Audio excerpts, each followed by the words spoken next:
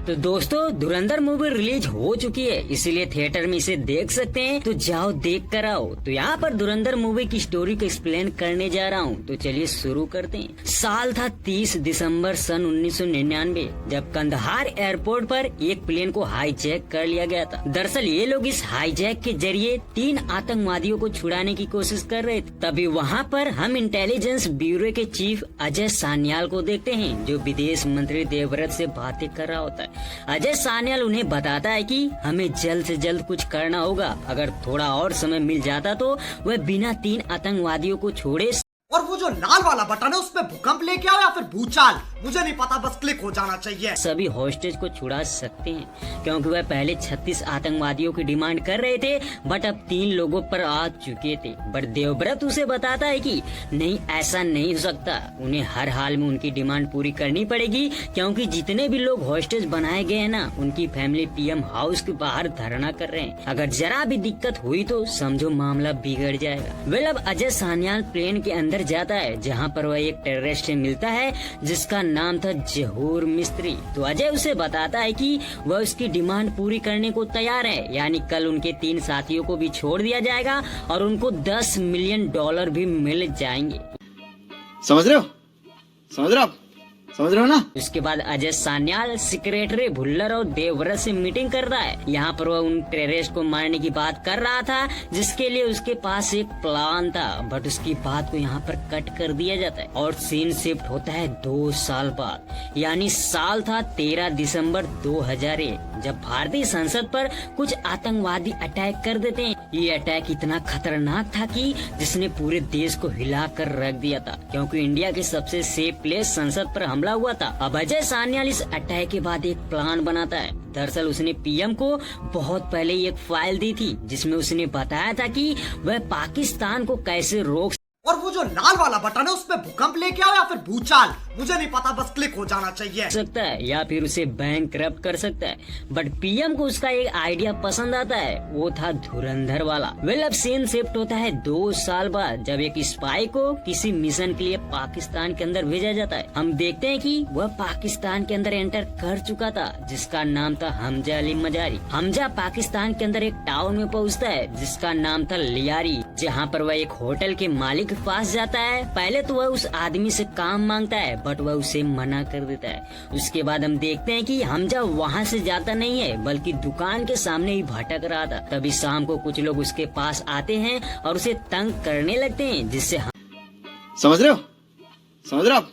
समझ रहे हो ना? हमजा भी उनसे हाथापाई कर लेता है, बट वह उसे बहुत मारते हैं, लेकिन पुलिस से डर कर वह भाग जाते हैं। वहीं दूसरी तरफ होटल का मालिक उसे देख रहा था, फिर अगली सुबह उसे उठाकर अपने काम पर रख लेता है। हम देखते हैं कि हमजा होटल के सारे काम करने लगा था और कुछ इस तरह धीरे धीरे 1 साल बीत चुके थे। वहीं ये भी हम जान पाते हैं कि जिस बंदे का होटल था उसका नाम था उस्मान। दरअसल उस्मान भी एक इंडिया का स्पाई एजेंट था। हालांकि उसने हमजा को देखते ही समझ लिया था कि इसलिए वह उसे काम पर रखा था। अब उस्मान के जरिए हमजा वहाँ के एरिया के बारे में अच्छी तरह से जान चुका था, जैसा कि लियारी में 2 गैंग थी। समझ रहे हो? समझ रहे हो आप? समझ रहे हो ना? एक रहमान डकैत की, वहीं दूसरी बाबू डकैत की और अरशद पप्पू की। हालांकि सबसे ज्यादा कहर रहमान डकैत का था, मानो एक प्रकार से वह इंसान के रूप में शैतान था। बताया जाता है कि जब उसको पता चला कि वह बाबू डकैत की नाजायज औलाद है, तो वह गुस्से में आकर अपनी माँ को ही जान से मार दिया था। खैर हमजा का प्लान ये था कि वह किसी न किसी तरह रहमान डकैत की गैंग में शामिल होना चाहता था। तभी उसे एक दिन रिजवान नाम के शख्स से पता चलता है कि रहमान डकैत के बड़े बेटे को बाबू डकैत के लोग मारने वाले हैं, क्योंकि रिजवान भी एक स्पाई था जो अरशद पप्पू की गैंग में शामिल था। तो ये खबर सुनते ही वह रहमान डकैत के बेटे ये फंस गया सीएम को बचाने के लिए तैयार हो जाता है, क्योंकि इससे बढ़िया मौका उसे नहीं मिलने वाला था। अगर उसे रहमान की गैंग में शामिल होना है तो उसे हर हाल में उसके बेटे को बचाना होगा। हालांकि इस काम में खतरा बहुत ज्यादा, बट अपना धुरंधर भी कहाँ किसी से कम था। अब वह तैयार था अपनी पहली लड़ाई के लिए। हम देखते हैं कि शाम को एक शादी में रहमान के दोनों बेटे मौजूद थे और वहीं पर बाबू डकैत और अरशद के लोग उन पर अटैक कर देते हैं। तो हमजा भी वहीं पर मौजूद था।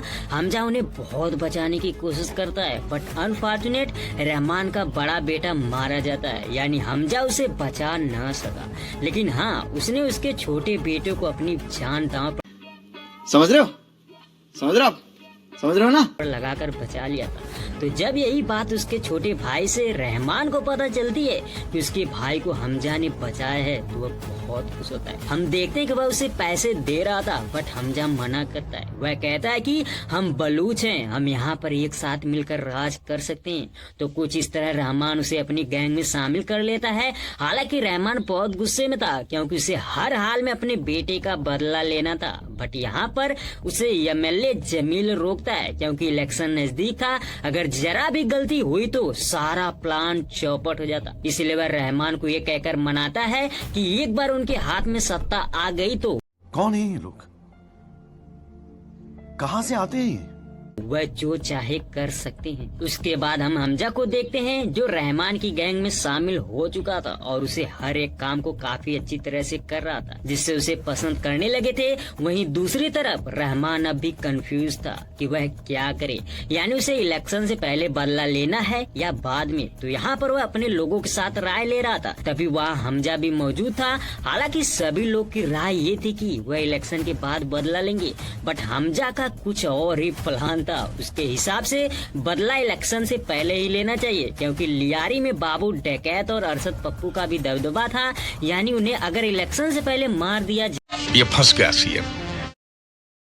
जाए तो उनकी साइड के सभी जितने भी लोग हैं वे सभी इनके साइड आ जाएंगे, यानी वोट बैंक भी बढ़ जाएगा। अब हमजा की ये बात रहमान को अच्छी लगती है, क्योंकि उसके इस प्लान से उसका बदला भी पूरा होता और इलेक्शन में जीत भी जाते। इसीलिए वह हमजा की बात मानकर उनसे बदला लेने को तैयार था। वेल, अब उनके आदमियों को ढूंढने लगते हैं। हम देखते हैं कि वह ढूंढ ढूंढ कर हर आदमी को मारने लगते हैं, जिसे भी देखते हैं सीधा ठोक देते हैं। तभी एक दिन हमजा और उजैर बाबू डकैत का पीछा करते हुए उसे पकड़ लेते हैं, और जैसे बाबू डकैत नीचे गिरता है, इतने में वहाँ रहमान पहुँच चुका था। हम देखते हैं कि बाबू उसे अपनी जान की भीख और वो जो लाल वाला बटन है उसपे भूकंप लेके आओ या फिर भूचाल, मुझे नहीं पता, बस क्लिक हो जाना चाहिए। मांग रहा था कि वह उसका बाप है, इसीलिए उसे छोड़ दे। बट रहमान गुस्से में था। वह एक बटखरे से उसका सर फोड़कर मार डालता है। ये दृश्य इतना भयानक था कि आपकी रूह कांप जाएगी, यानी बहुत ही ब्रूटल तरीके से रहमान ने उसे मारा था। तो यहीं पर वह ऐलान करता है कि आज से लियारी में उसकी हुकूमत चलेगी। उसके बाद से हमजा उनसे अच्छी तरह से मिल चुका था और सबसे उसकी अच्छी तरह से जमने लगती है, जैसा कि उजैर उसका अच्छा खासा दोस्त बन चुका था, जिससे वह हर एक चीज के बारे में हमजा से शेयर करने लगे थे। हालांकि उनको ये पता नहीं था कि हमजा आगे चलकर उनके साथ क्या करने वाला था। वेल, जो भी हो, उसके बाद एमएलए जामिल इलेक्शन ये फंस गया सीएम। जीत चुका था, जिससे वह बहुत खुश था। हालांकि उसे पता था कि ये सब रहमान की वजह से हुआ है, इसीलिए वह अपनी जीत का सारा क्रेडिट रहमान को देता है। वहीं दूसरी तरफ हमजा जमील की बेटी यालीना को देखता है, जिसे देखते ही वह पसंद करने लगा था, या यूँ कहें कि दोनों एक दूसरे को पसंद कर रहे थे। उसके बाद रहमान को उजैर एक बहुत ही बड़े बिजनेसमैन के बारे में बता, जो खनानी ब्रदर्स थे। उजैर का कहना था कि वह यहाँ पर बिजनेस करना चाहते हैं, क्योंकि उनका बहुत ज्यादा दबदबा है। खनानी ब्रदर्स के कई सारे बिजनेस थे, जैसा कि वह नकली इंडियन करेंसी भी छापते थे, जिससे उन्हें करोड़ों का फायदा होता था। तो यहाँ पर हमजा भी रहमान को समझाता है कि कौन है ये लोग? कहां से आते हैं ये? उन्हें उनसे हाथ मिला लेना चाहिए, क्योंकि शहर में उनका चारों तरफ दबदबा है और बिजनेस भी खूब चलेगा। वेल, यहाँ पर रहमान खनानी ब्रदर्स से मीटिंग करने के लिए मान जाता है। उसके बाद हम एक पार्टी का सीन देखते हैं, जहाँ पर यालीना भी मौजूद थी और वहीं हमजा भी पहुँच जाता है। अब हमजा को किसी न किसी तरह यालीना से दोस्ती करनी थी, इसीलिए वह एक प्लान बनाता है। हमजा यहाँ पर पुलिस रेड मरवा देता है, जिससे वहाँ भगदड़ मच जाती है, और फिर हमजा यालीना को बचाकर भागने लगता है और फिर उसे उसके घर तक ड्रॉप कर देता है। इसी बीच वह एलिना को अपनी सारी सच्चाई बताता है। आई मीन स्पाई वाली नहीं, बल्कि वह ये बताता है कि ये फंस गया सीएम। वह रहमान की गैंग में काम करता है। हालांकि यह सुनकर एलिना को बुरा फील होता है, बट वह हमजा को पसंद करने लगी थी। उसके बाद सीन शिफ्ट होता है रहमान के पास, जिसकी मुलाकात ISI के चीफ इकबाल से होती है। दरअसल वह बेहद खतरनाक था, वह इंडिया पर बहुत बड़ा अटैक करने वाला था, इसीलिए उसे कुछ हथियारों की जरूरत थी, जिसके चलते वह रहमान से मिलने आता। दरअसल उसे असली हथियार बलूच से मिल सकते थे, जबकि बलूच से उसकी जमती नहीं थी, क्योंकि ISI और बलूच के बीच हर समय लड़ाई होती रहती थी। इसीलिए वह यहाँ पर रहमान से मिलने आया था। क्योंकि रहमान भी एक बलूच था, तो रहमान अगर अपने लोगों से कहता तो वह तुरंत उसकी बात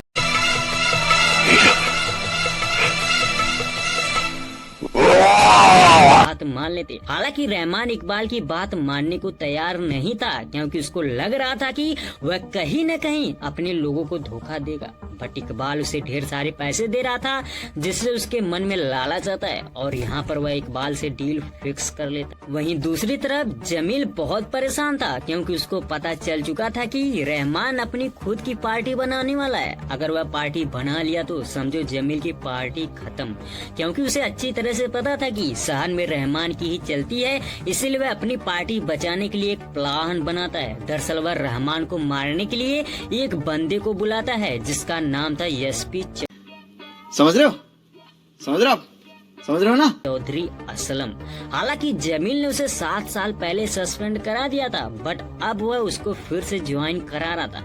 असलम बहुत ही खतरनाक था। बताया जाता है कि वह किसी से भी डरता नहीं था, यानी जो भी उसके मन में आता वही करता, या यूं कहे कि पुलिस वाला गुंडा। वेल जो भी हो, अब असलम जमील से मिलता है और उसे बताता है कि जो वह कर रहा है वह बहुत मुश्किल है, क्योंकि जमील का कहना था कि पूरे लियारी से गैंग वार समाप्त करना है। बट असलम को अच्छी तरह से पता था कि अगर वह पुलिस के साथ मिलकर रहमान की गैंग को मारने जाएगा तो वह उसका साथ नहीं देंगे और किसी न किसी दिन उसका ही गेम बजा देंगे। कौन है ये लोग? कहां से आते हैं ये?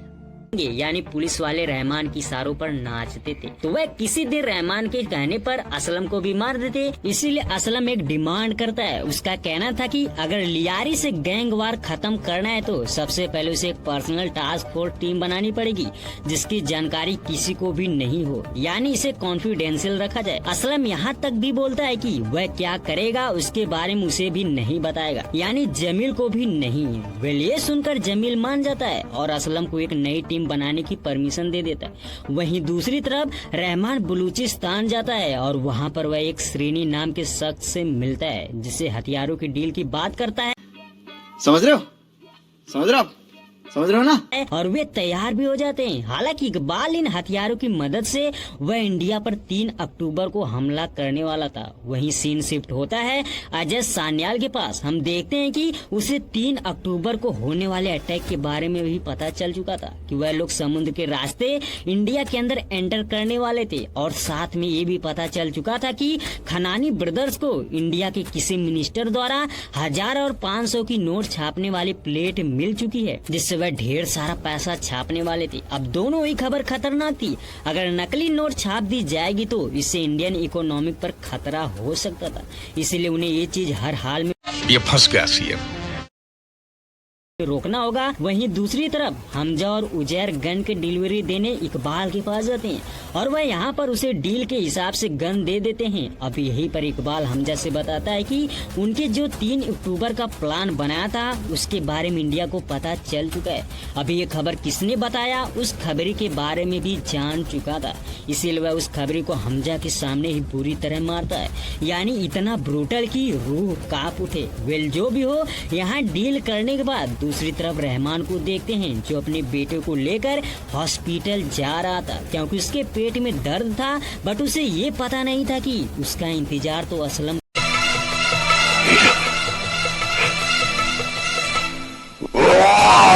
कर रहा था। तो असलम मौका मिलते ही रहमान पर अटैक कर देता है और उसके सारे बंदे को मार देता है। हम देखते हैं कि रहमान अकेला फंस चुका था, उसके पास कोई चारा नहीं था सिवाय सरेंडर के, इसीलिए वह यहाँ पर पकड़ा जाता है। उसके बाद असलम रहमान को बंद करके बहुत मारता है। वहीं दूसरी तरफ हमजा और उजैर परेशान थे, क्योंकि उनको पता था कि असलम बेहद खतरनाक है, वह किसी न किसी तरह रहमान को मार देगा, इसीलिए वह परेशान थे कि क्या करे। तभी हमजा हमजा को उस आदमी के बारे में पता चलता है जिसने रहमान के बेटे को दवा दी थी। दरअसल रहमान के घर ही काम करने वाला एक बंदा असलम से मिल चुका था। वह उसके कहने समझ रहे हो, समझ रहे हो आप, समझ रहे हो ना। पर रहमान के बेटे को दवा देता है जिससे उसके पेट में दर्द होना शुरू होता है। तो यहाँ पर हमजा उस आदमी को बहुत मारता है और उसे असलम की टास्क फोर्स टीम के बारे में पता चलता है। तो हमजा उजैर के साथ मिलकर एक प्लान बनाता है कि वह उसकी टीम पर अटैक करेंगे।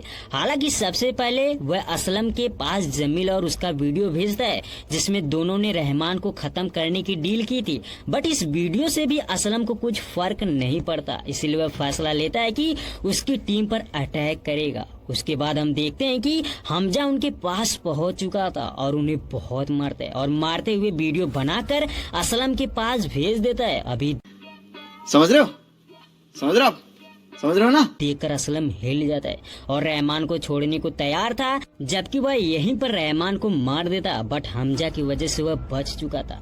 उसके बाद एक बहुत बड़ा कांड हो जाता है। जी हाँ दोस्तों, 2009 में 26/11 अटैक तो ताज होटल पर हुआ था जिससे पूरा इंडिया कांप उठा था। दरअसल पिछले कुछ दिनों में इकबाल जो हथियारों की डील करके प्लान कर रहा था ना, सब कुछ इसीलिए था। तो ये बात जब हमजा को पता चलती है तो वह बहुत दुखी होता है, यानी काफी ज्यादा इमोशनल था, क्योंकि ये सब प्लान उसकी आंखों के सामने बनाया जा रहा था। बट उसे ये भनक नहीं थी कि इकबाल इतनी जल्दी इंडिया के ताज होटल पर अटैक कर देगा।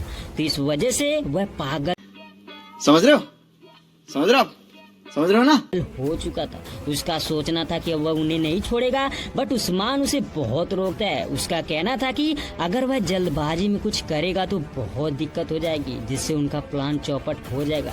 इसीलिए उन्हें धैर्य से काम लेना होगा। वहीं दूसरी तरफ रहमान डकैत ने अपनी नई पार्टी की अनाउंसमेंट कर दी थी, वो भी पूरे जोश के साथ, जिससे जमील को बहुत बुरा लगता है। वह समझ चुका था कि अब उसका गेम खत्म होने वाला है। उसके बाद प्लान के हिसाब से हमजा यलीना की मदद से जमील से मिलता है। उसे ये बताता है कि वह अब तक जिनका भी सपोर्ट ले रहा था सभी बेकार हैं, इसलिए उसे उस पर भरोसा करना पड़ेगा। यानी हमजा यहाँ पर ये फंस गया सीएम। रहमान को खत्म करने के लिए जमील से हाथ मिला लेता है। हालांकि जमील को ये भी पता चल चुका था कि यलीना और हमजा एक दूसरे से प्यार करते हैं, इसीलिए वह उनकी शादी करा देता है। हम देखते हैं कि शादी में रहमान भी आया था और इकबाल भी। वेल यहाँ पर वह बहुत सारी बातें करते हैं और साथ में ही अपना नेक्स्ट टारगेट भी बताते हैं। दरअसल वह इंडिया के अंदर एक और अटैक करने वाले थे, वो भी 15 अगस्त के दिन।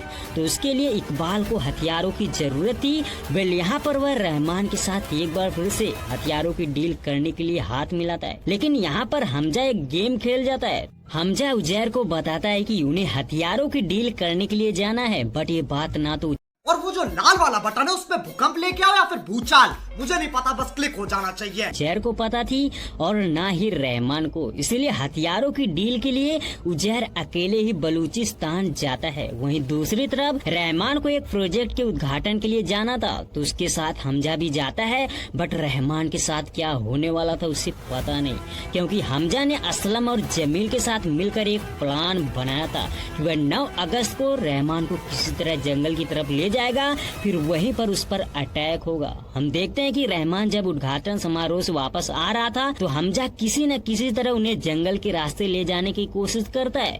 वहीं दूसरी तरफ असलम उनका इंतजार कर रहा होता है। हम देखते हैं कि ये फंस गया सीएम। जैसे ही हमजा जंगल के रास्ते में ले जाता है तभी रहमान को उस पर शक हो जाता है।